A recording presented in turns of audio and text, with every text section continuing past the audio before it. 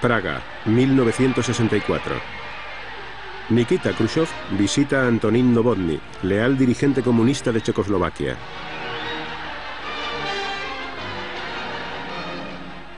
Khrushchev presumía de que el sistema soviético era dinámico y próspero. Los comunistas eran hermanos, miembros de una misma familia que compartían los recursos y las bromas.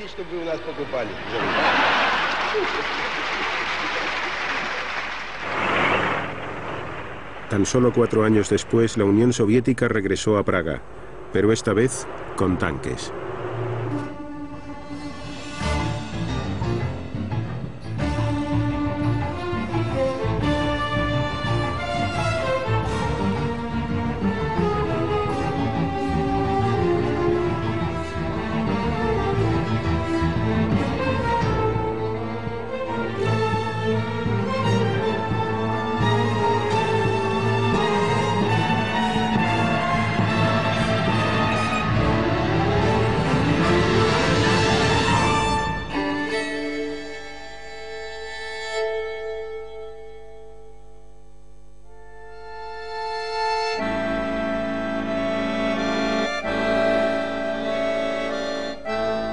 Khrushchev rebosaba energía.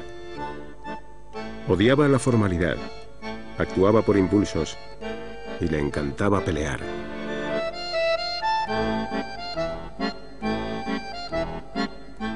Deseaba convertir a la Unión Soviética en una nación feliz, al tiempo que gloriosa. Mi padre creía que había que liberar al socialismo de las ruinas del gobierno de Stalin y de la burocracia. Debía ser mucho más democrático. Era necesario abrir las puertas, pero de modo gradual, paso a paso. Y es que para él, el socialismo era como el paraíso terrenal. Para mostrar su confianza, Khrushchev dio su consentimiento a la celebración de una exposición estadounidense en Moscú en 1959. Por primera vez, los rusos pudieron tocar y degustar los éxitos de los Estados Unidos. ¿Coca-Cola или Pepsi-Cola? Pepsi-Cola. ¿A Coca-Cola? Some of the women complained sometimes that it smelled like benzene. And men wanted to know if it would make them drunk. No obstante, Khrushchev sabía que la Unión Soviética iba por delante de los Estados Unidos en la carrera espacial. Para Khrushchev, existían pruebas suficientes de que el comunismo no solo era sinónimo de poder, sino también de progreso técnico. La primera generación de cosmonautas soviéticos estaba constituida por Gagarin, Titov y Valentina Tereskova, la primera mujer en el espacio, que se convirtieron de inmediato en héroes nacionales.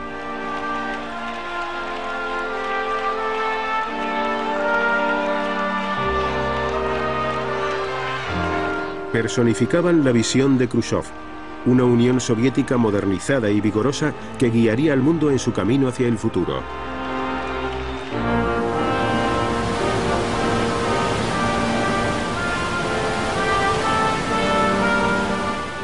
Los recursos naturales de la Unión Soviética parecían ilimitados.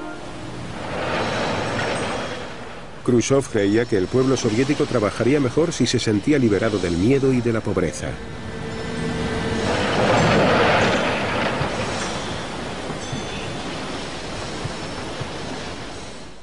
Коммунисты живут не хуже, а лучше многих стран. А в будущем мы будем жить так, как ни одна страна не живет. Это я вам говорю. Sin embargo, las presiones de la Guerra Fría para continuar con el rearme siguieron siendo la antigua prioridad para la industria pesada viva, en especial para el sector de defensa que estaba en pleno desarrollo. Nos gritaban, vamos, vamos, más deprisa. Pero a veces nos molestaba profundamente porque no necesitábamos que nos dieran órdenes para saber que teníamos que darnos prisa. Éramos conscientes de que existía la posibilidad de que nos alcanzaran con bombas y misiles, por lo que teníamos que defendernos.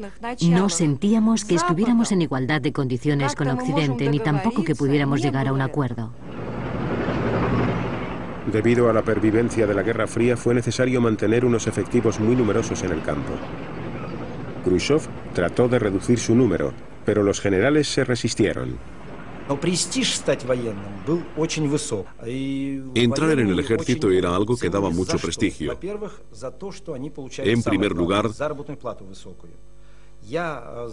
los sueldos eran más altos y luego, al licenciarme, me pagaban 240 rublos, mientras que un ingeniero cobraba aproximadamente unos 120.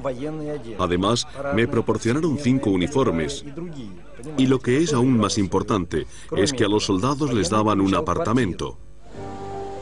Ciudades como Sverdlovsk, situada a unos 1500 kilómetros de Moscú, estaban dominadas por las inmensas plantas de armamento. La producción consistía en cumplir o superar los objetivos marcados por los planificadores de Moscú. La propaganda patriótica mantenía a los trabajadores trabajando constantemente para producir más y más rápido. Creíamos que era nuestro deber para con la madre patria y por ese motivo nos esforzábamos tanto. En la fábrica trabajaban muchos jóvenes, aproximadamente 3000 chicos comunistas, miembros del Komsomol. Teníamos nuestro propio comité y creábamos brigadas juveniles que competían las unas con las otras.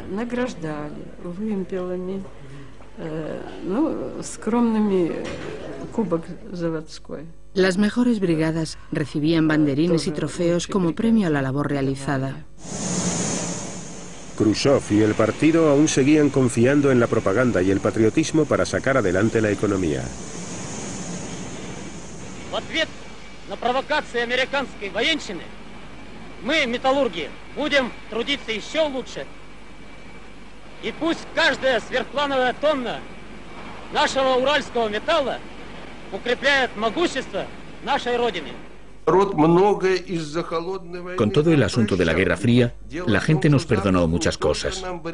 Occidente no solo nos perjudicó, también nos ayudó, porque al asustarnos, nos estaban haciendo el juego. Podíamos decirle al pueblo: tendréis que apretaros el cinturón y ser pacientes. Debemos esperar una vida mejor y estar preparados para lo peor. Y eso era lo que hacíamos.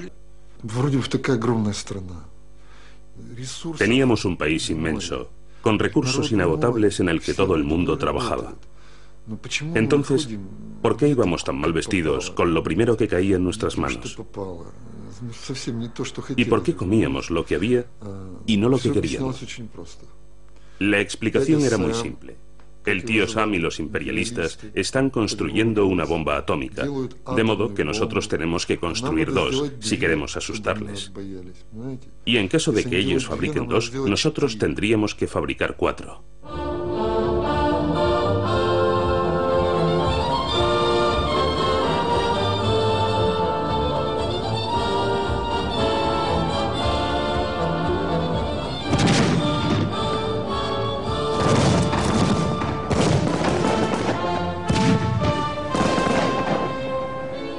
Una película producida por el gobierno celebraba el avance inexorable del comunismo.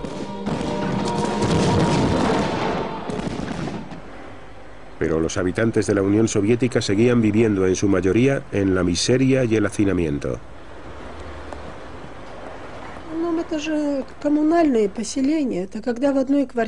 Casi todos nosotros vivíamos en pisos comunales. En uno de estos pisos había 2, 3 y a veces 4 habitaciones, y en cada una de ellas vivía una familia completa. ¿Puede imaginarse a toda una familia viviendo en una sola estancia? Había una cocina y solo un servicio. Era una vida horrible. Khrushchev estaba impaciente por ver al pueblo soviético vivir tan bien como los estadounidenses o incluso mejor. Trató de cambiar el rumbo de la economía dirigida y orientarla hacia la industria ligera y hacia las necesidades del consumidor. Pero la clase dirigente soviética, de costumbres profundamente arraigadas, se resistía al cambio. Comprendió que la política tiene que estar basada en el pueblo El principal objetivo de su política era mejorar la calidad de vida de su pueblo, y era consciente de que tenía que cambiar su modo de tratar con el mundo exterior a sus fronteras, que era necesario un cambio. Y lo comprendió porque Khrushchev era un hombre con mucho sentido común, un sentido común básico. Era muy visceral y se dejaba llevar por sus instintos. Pero los políticos profesionales y diplomáticos de la época estaban horrorizados ante las perspectivas y se preguntaban, ¿pero qué está haciendo? La prefabricación parecía la respuesta al problema de la escasez de viviendas. En la década de los 60 surgieron bloques de apartamentos en todas las ciudades soviéticas.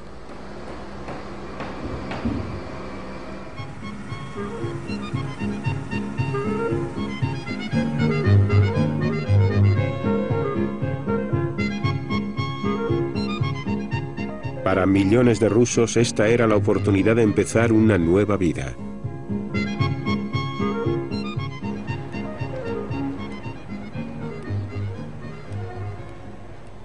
Claro que estábamos contentos. Esperábamos esos apartamentos como el que espera a que el pastel salga del horno. Estábamos hartos de vivir con otras familias. Cuando nos mudamos nos pareció un paraíso. Vivimos aquí desde entonces y está muy bien. Las condiciones de vida mejoraron, pero aún escaseaban los productos en las tiendas. Andábamos bastante mal de dinero. Desde luego no se puede decir que nadáramos en la abundancia. Para conseguir un poco de pan, teníamos que hacer cola. Porque los productos como los cereales, la pasta y el pan estaban racionados. Para acabar con la escasez de alimentos, Khrushchev emprendió rápidamente reformas en la agricultura y puso en marcha las campañas de las tierras vírgenes. Los campesinos comenzaron a arar las praderas de Asia Central para plantar trigo. Khrushchev alardeaba de que superaría a los Estados Unidos en carne, leche y grano. Los voluntarios se volcaron en las tierras vírgenes con el antiguo celo comunista. Las tierras vírgenes y Khrushchev son inseparables. Era una persona muy entusiasta y llena de vida. Hizo que todo el país despertara del letargo en el que estaba sumido.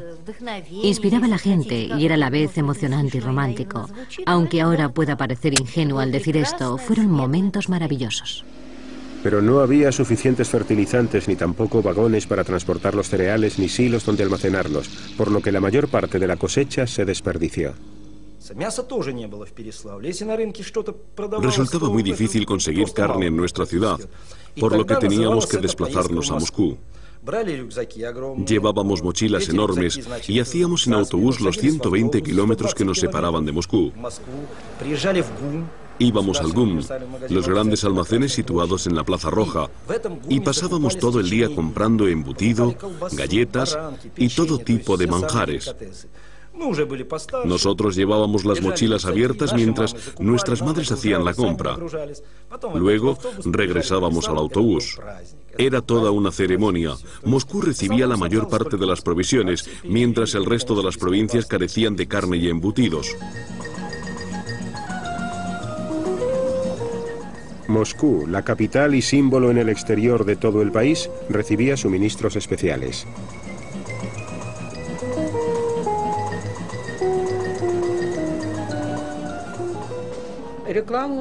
No teníamos publicidad.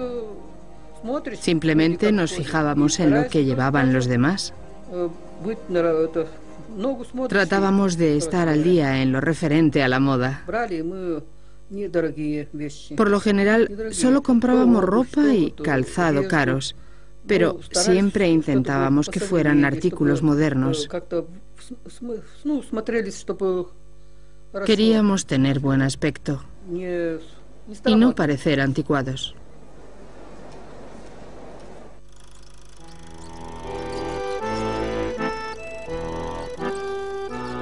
La gente quería más de la vida y encontró maneras de conseguir lo que pedía. Los rusos que trabajaban en la industria de defensa disfrutaban de privilegios especiales. Las películas caseras de las familias soviéticas dejan constancia de cómo iba cambiando el comportamiento en las excursiones campestres.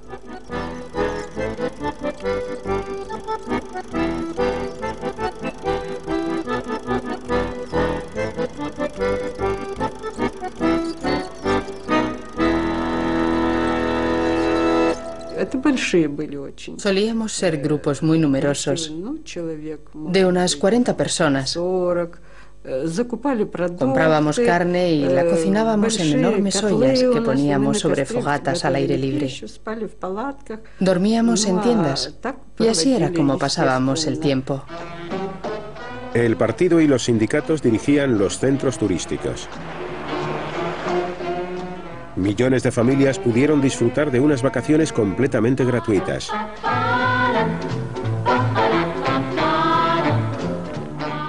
Las películas oficiales mostraban al mundo una nueva imagen de los hombres y mujeres soviéticos modernos. El estilo de vida occidental resultaba muy atractivo.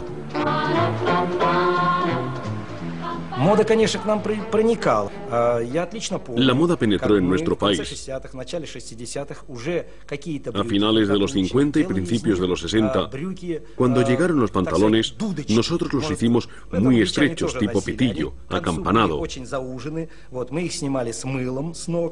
Solo nos los podíamos poner y quitar enjabonándonos las piernas. Los castigos para quien los utilizaba eran muy severos.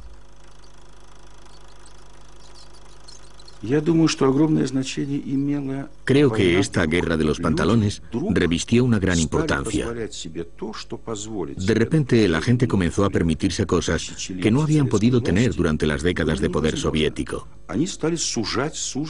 La policía se encargaba de los jóvenes que seguían estas modas. Había unos guardias que pertenecían a patrullas especiales y que se distinguían por sus brazaletes rojos.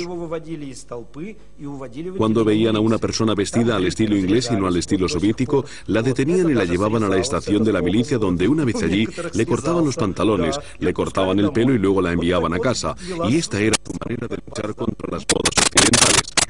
Pero los nuevos sonidos y los nuevos bailes se las arreglaron para llegar hasta este rincón del mundo.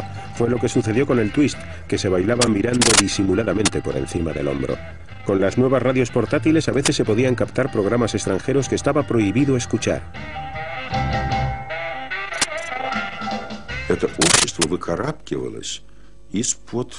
La sociedad estaba intentando librarse del peso del totalitarismo.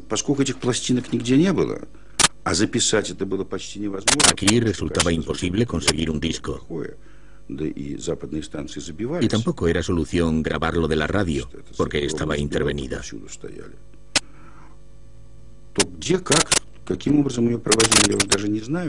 Pero no sé cómo, los traíamos de contrabando. Las copias estaban hechas en las placas de rayos X y se vendían de manera ilegal. Era música en rayos X y sonaba sobre los huesos de nuestros familiares.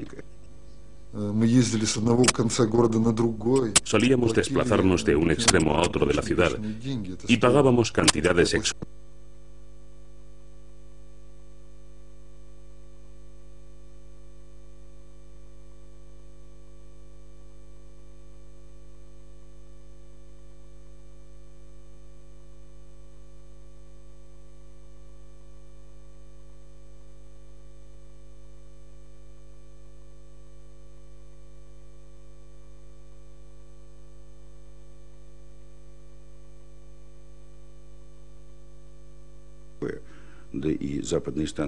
Y tampoco era solución grabarlo de la radio, porque estaba intervenida.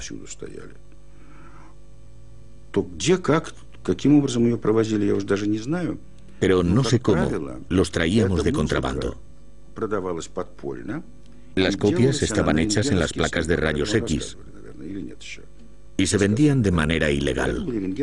Era música en rayos X y sonaba sobre los huesos de nuestros familiares. Solíamos desplazarnos de un extremo a otro de la ciudad y pagábamos cantidades exorbitantes por ellos. Cada disco costaba 1 rublo y en aquella época eso era mucho dinero. Para conseguirlo, me saltaba el almuerzo en la escuela durante una semana, incluso 2. Muchos de nosotros ahorrábamos el dinero juntos y comprábamos un disco en común. Y enseguida lo poníamos para escuchar el rock and roll y a Elvis Presley. Era todo un logro. Pero la mayor parte de los ciudadanos rusos de a pie solo recibían lo que el Estado aprobaba.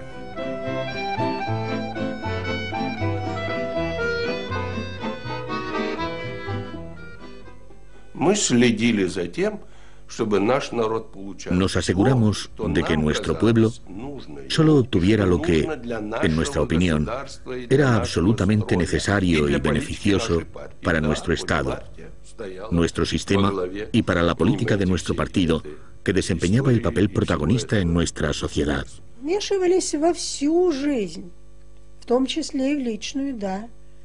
Intervenían en todos los ámbitos de nuestra vida. Si un hombre se comportaba mal en familia, si se dedicaba a beber o tenía un amante, entonces la mujer podía decírselo al partido o al Komsomol y se le llamaría a comparecer ante el partido. Los jóvenes trataban de crear sus propias normas. La antigua institución de la familia rusa estaba perdiendo el control de sus hijos.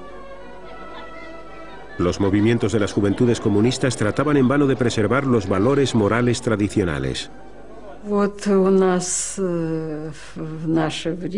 No estaba muy bien visto entre nosotros tener relaciones sexuales antes del matrimonio. Normalmente la primera vez tenía lugar en la noche que seguía a la boda. Por supuesto, había muchos jóvenes que no se ceñían a estos principios. Actuaban con libertad, pero tenían que comparecer ante el comité Komsomol, donde les obligaban a explicarse.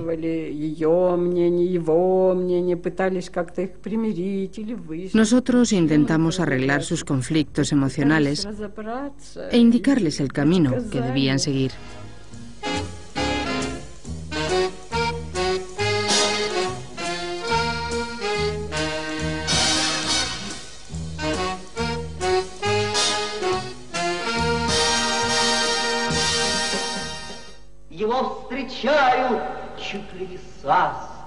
Artistas y escritores cada vez se mostraban más atrevidos y desafiaban así a los censores. Los jóvenes se agolpaban para escuchar nuevas voces que hablaban desde el corazón. I become popular nationally, not as a political poet, as a poet of love. Alcancé la popularidad a escala nacional, no como poeta político, sino como poeta del amor. Durante todos los años de Guerra Fría, que siguieron a 1945, muchos poetas ni siquiera tocaron la poesía amorosa. No utilizaban la primera persona del singular, sino la primera del plural. Nosotros amamos. Te amo como amo a mi patria, por ejemplo. Era una cita típica e hipócrita de la poesía de aquella época. E incluso había poemas, no poemas políticos, que trataban de la soledad, como por ejemplo uno de los primeros que yo escribí, que fueron tachados de antisoviéticos porque la gente no entendía cómo podía hablar de soledad cuando pertenecía a una colectividad tan grande como eran los 2 millones de amigos que trabajaban para alcanzar los ideales del comunismo. Era algo así. Aún recuerdo esos artículos llenos de hipocresía. La KGB no se enfrentó directamente con los artistas y escritores. Pero si ciertos hechos llegaban a oídos de la KGB, y si descubríamos que sus obras incluían elementos antisoviéticos u hostiles a nuestra ideología o a nuestra política, la KGB podía intervenir para tratar de averiguar quién había promovido eso y cuáles eran sus motivos. El partido tenía el control en todas partes. En 1962 los miembros de línea más radical convencieron a Khrushchev para que visitara una exposición de arte moderno. Confiaban en que se escandalizara y así procediera a restaurar una censura aún más rígida. Preguntó, ¿hay algunos cuadros inacabados? Y le respondieron que no. ¿Pero por qué no representan rostros humanos o paisajes de nuestra patria?, inquirió. Porque odian los rostros de nuestros trabajadores y mineros soviéticos, fue la respuesta.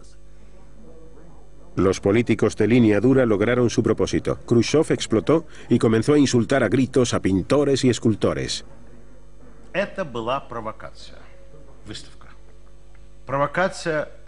La exposición era una provocación en toda regla. Fue como uno de esos movimientos de ajedrez en los que se persiguen varios objetivos a un tiempo. Habían tendido una trampa a todos los intelectuales, entre los que por supuesto me incluía yo, porque había ganado muchísimos concursos. El otro fin que se pretendía era provocar a Khrushchev para que volviera a la represión. El arte vanguardista no le gustaba y tampoco lo entendía. Le gustaba la ópera, la música clásica, la música folclórica y el arte realista en el que uno podía ver un bosque y saber qué era eso, un bosque. Los ideólogos le dijeron que era muy prudente al declarar que no entendía este arte, porque tras él se estaba infiltrando en nuestra sociedad pura la ideología burguesa. Y todo esto podía acabar muy mal. Потому что они, так сказать, расчищают путь для нашей пехоты. Образно говоря, прочищают мозги тому, кому следует. Поэтому бить точно, но бить по противнику, по своим не стрелять. Los censores reprimieron cualquier discurso libre en la Unión Soviética. En Checoslovaquia, donde un severo líder stalinista bloqueaba cualquier reforma, la lucha era la misma. Los artistas librepensadores trataban de eludir la censura del partido. En esta época, Václav Havel comenzó a escribir para el teatro. Criticar la ideología comunista era un suicidio. Era mucho mejor encontrar otras vías. Escribir sobre los derechos humanos, sobre la libertad de los hombres y sobre la existencia de la humanidad, en lugar de provocar un enfrentamiento directo con la ideología. You know, the censorship itself, that's not the worst evil. El mal mayor no es la censura en sí misma, sino el producto de la censura, puesto que ésta lo tergiversa todo y destruye mi carácter, porque me obliga a pensar otra cosa y a decir otra cosa.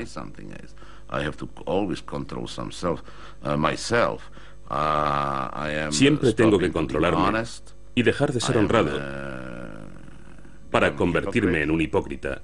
Ese era su objetivo, querían que todos nos sintiéramos culpables. No importaba lo que marchara mal, nunca se debía culpar de ello al sistema comunista. Khrushchev aún no había encontrado una solución al problema de las provisiones, pero se mostraba muy optimista sobre sus grandes planes. Ordenó que todos los campesinos cultivaran maíz diciendo que las nuevas variedades soviéticas podrían sobrevivir en climas fríos, pero estaba equivocado. Los pobres chicos y chicas tenían que calentar los campos para que el maíz creciera. Se pasaban toda la noche prendiendo hogueras, especialmente si las previsiones anunciaban heladas.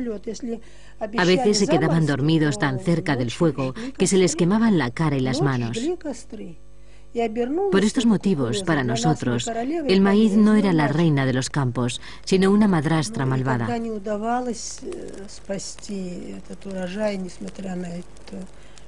A pesar de los esfuerzos, las cosechas se perdieron. Ante semejante desgracia, los muchachos pusieron al mal tiempo buena cara, pero las niñas no pudieron evitar llorar amargamente, porque toda la cosecha se había perdido. En 1963 las cosechas no fueron buenas. El pan escaseaba y se volvió a poner en marcha el sistema de racionamiento. Había que importar el trigo de Occidente. Хлеб всегда был, понимаете, это было всегда. И вдруг его не стало, благодаря вот его этим, ну... Al menos hasta entonces siempre habíamos tenido pan. Единственное, что только дома, потому что... Pero cuando gracias a él nos quedamos sin este alimento, todos maldijimos a Khrushchev, aunque solo en privado. En público teníamos que callar, pero en casa, incluso mi padre, que era comunista, solía jurar y maldecir a Khrushchev, porque nos había hecho la vida mucho más difícil. Khrushchev estaba agotando la paciencia del pueblo soviético, tanto de los funcionarios como de los ciudadanos de a pie.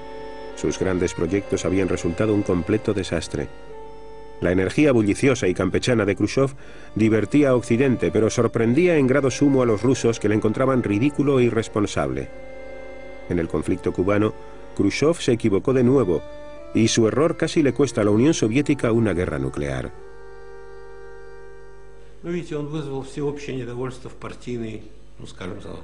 Esto provocó un gran malestar entre los miembros más selectos del partido. Casi todos estaban descontentos con él por todo tipo de razones. Por motivos personales, por las constantes reformas que había iniciado y luego cancelado, o por incluso sus infructuosas actuaciones políticas. Por supuesto, los motivos personales tenían un gran peso. A muchos les preocupaba que esta situación minara la estabilidad del sistema. La fruta ya estaba muy madura y decidimos cortarla rápidamente antes de que cayera al suelo, se pudriera y contaminara toda la sociedad. Porque entonces la sociedad comenzaría a descomponerse. Por este motivo tomamos la decisión de destituir a Khrushchev y lo hicimos tranquilamente, sin violencia. El Politburó seleccionó a Leonid Brezhnev para dirigir la oposición a Khrushchev. En octubre de 1964, Khrushchev fue destituido.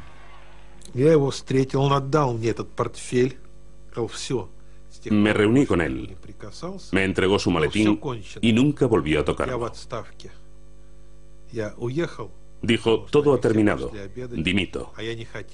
Cuando han llegado todos para comer, me he levantado y me he marchado. No quería estar con ellos. De todos modos, no creo que le hubieran invitado a quedarse. Estaba muy nervioso y tenso. Las lágrimas inundaban sus ojos. Estaba muy afectado y no encontraba su lugar. Iba a la dacha, regresaba y se quedaba ahí sentado. Tuvo que pasar algo más de un mes y medio antes de que comenzara a tranquilizarse poco a poco. Pocas personas echaron de menos a Khrushchev. Muchos querían que una mano firme volviera a gobernar el timón de la nación.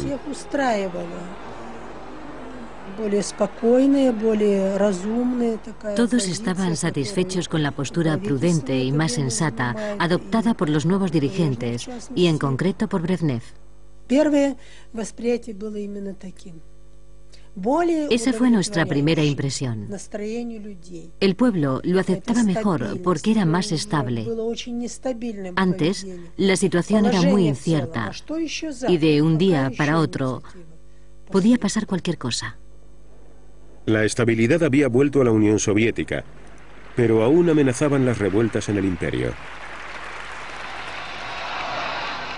En Checoslovaquia, el régimen represivo de Antonín Novotny seguía rechazando categóricamente las peticiones para una sociedad más abierta.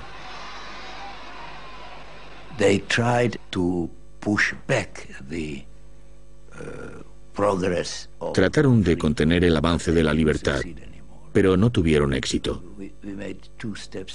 Nosotros avanzábamos 2 pasos y ellos nos hacían retroceder 1, pero siempre ganábamos algo de terreno. En febrero de 1968, los reformadores checoslovacos empezaron a hacerse con el poder.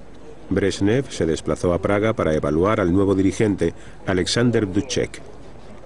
Brezhnev tuvo que admitir que ciertos cambios eran inevitables. Alexander Dubček parecía un comunista leal que solo modificaría los aspectos necesarios.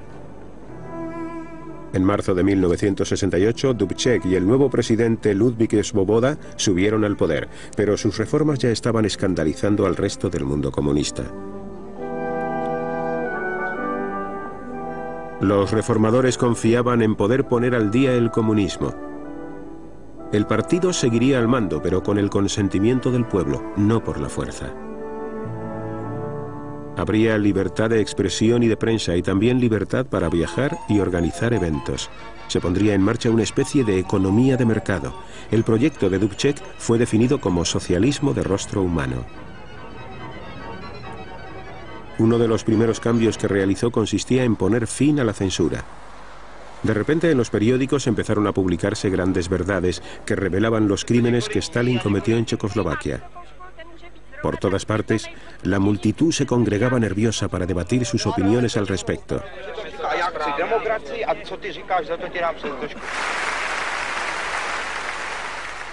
Tras 2 décadas de terror y silencio, checos y eslovacos podían volver a alzar su voz. Acudieron miles de personas, y quienes no consiguieron entrar se quedaron fuera escuchando durante 4 horas hasta que terminó.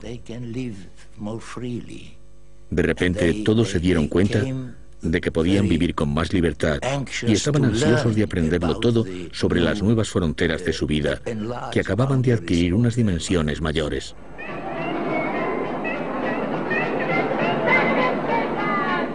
Checoslovaquia recibió toda una avalancha de visitantes y de estilos de vida occidentales. En este día de la liberación se respiraba un ambiente de felicidad completa. La confianza mutua entre el pueblo y sus dirigentes crecía. ¿Pero conseguirían reformar el comunismo? Por un lado, querían preservar el comunismo y el socialismo, como lo llamaban ellos. Pero por el otro, querían darle un rostro más humano. Y para ello tendrían que levantar un poco la mano. Se podría decir que su mano era como la tapa que cubre una olla. Esperaban que al levantarla un poco, la presión del interior no la hiciera saltar por los aires, y de ocurrir esto, confiaban en poder controlar la situación. Resultaba divertido. En la década de los 50, y por esa época, todo el mundo miraba tras de sí para ver si alguien le seguía.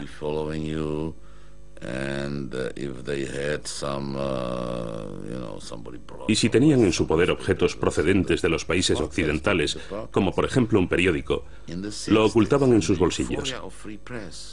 En los 60, en medio de la euforia provocada por la libertad de prensa, todos se expresaban libremente en la calle, pero seguían mirando tras de sí, porque en mi opinión se trataba de una libertad espasmódica, de una libertad como desatada por una fiebre. Lo que quiero decir es que no era una libertad realmente cómoda. No, no lo era.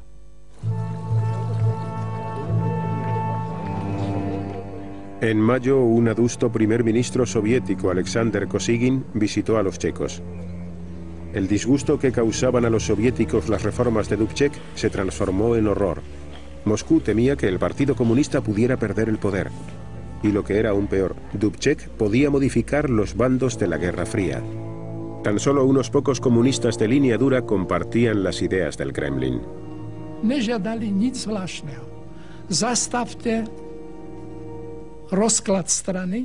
No pedían nada especial.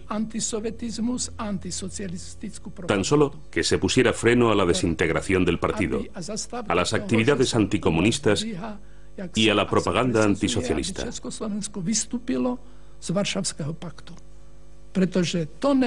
Era necesario acallar todas las voces que pedían que Checoslovaquia saliera del Pacto de Varsovia. Y lo decían abiertamente: no podemos aceptarlo, no podemos aceptar que las fronteras occidentales cada vez se acerquen más a los límites de la Unión Soviética. A principios del verano, las tropas del Pacto de Varsovia llevaron a cabo maniobras cuya existencia todo el mundo conocía en territorio checoslovaco. Tras los ejercicios, dejaron su red de señales en el terreno. No resultaba difícil captar la advertencia. Las amenazas de Moscú y del Pacto de Varsovia no consiguieron que Dubček cediera. En julio, Brezhnev, Kosygin y el Politburó al completo llegaron desde Moscú con nuevas exigencias.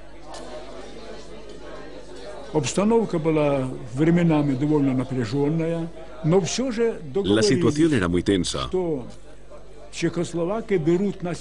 Conseguimos llegar a un acuerdo en virtud del cual los checoslovacos pondrían en marcha ellos mismos una serie de medidas cruciales para restaurar el orden. Esto significaba que habría cambios entre los miembros del gobierno, que se introducirían controles más severos en los medios de comunicación y que se exigiría un esfuerzo mayor a los trabajadores de ciertos estratos de la sociedad. Por supuesto, sería absolutamente imprescindible implantar una censura, dado que habían comenzado a aparecer publicaciones y artículos abiertamente anticomunistas y antisoviéticos. 2 días después, los dirigentes checoslovacos hicieron algunas concesiones, pero ya era demasiado tarde. El Politburó soviético había decidido poner fin al problema utilizando la fuerza.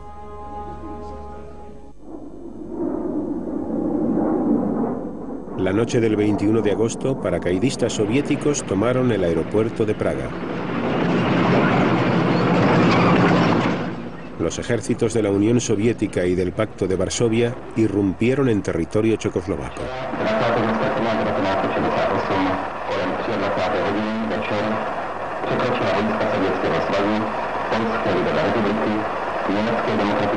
Cuando comenzó la invasión, los dirigentes checoslovacos estaban reunidos en Praga. Oímos los aviones por encima de nuestras cabezas. Dubček estaba esperando recibir un mensaje telefónico, pero en su lugar se abrió la puerta de repente y entraron en la estancia paracaidistas armados con kalashnikovs. Se situaron detrás de nosotros y el comandante dijo que se iban a encargar de protegernos en nombre de las fuerzas del Pacto de Varsovia. Lo que ocurrió después nos demostró que éramos sus prisioneros. Antes de que los detuvieran, los dirigentes del partido se las arreglaron para condenar la invasión. Por la mañana, los tanques soviéticos tomaron el centro de Praga.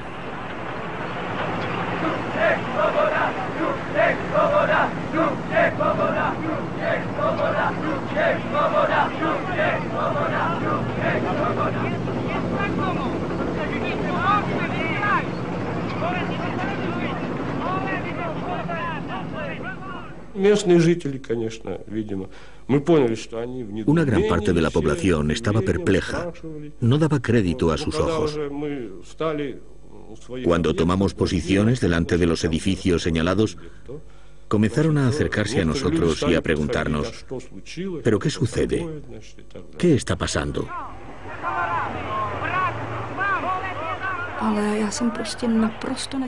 Entraron a hurtadillas, como ladrones, y trataron de hacernos creer que querían ayudarnos. De modo que fuimos a hablar con ellos, nos subimos a los tanques y les dijimos que regresaran a su casa, que se habían equivocado de camino o que no les habían enviado al lugar correcto. Estaban realmente sorprendidos y no entendían nada de lo que tratábamos de decirles.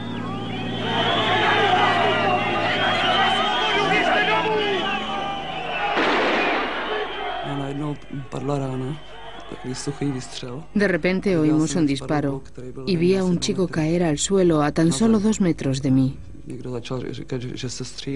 El vehículo acorazado comenzó a avanzar y la gente se hizo a un lado de la calle. Pero éramos demasiados para esas calles tan estrechas. Yo estaba casi en medio. No podía retroceder. Y el vehículo me golpeó al pasar. No pude hacer nada, chocó contra mi pierna, con la rueda delantera.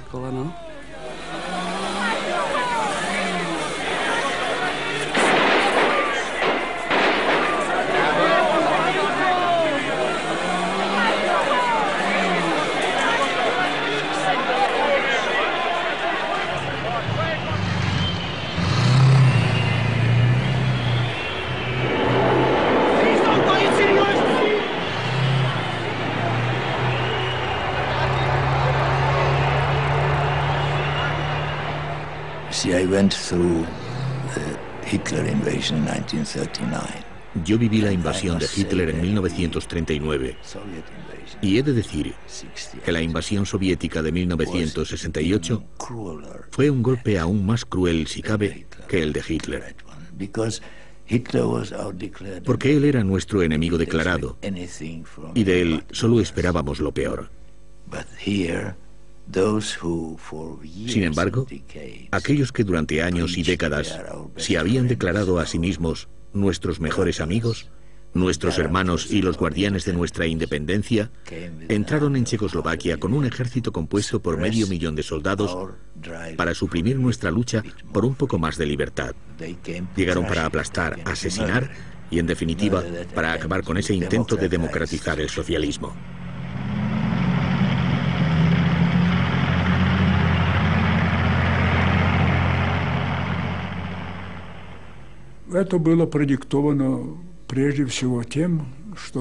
El principal motivo que nos empujó a tomar esta decisión fue la necesidad de preservar el equilibrio del poder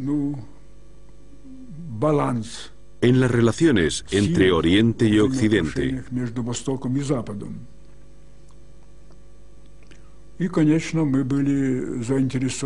Aunque, por supuesto, también nos interesaba conservar el sistema establecido en Checoslovaquia.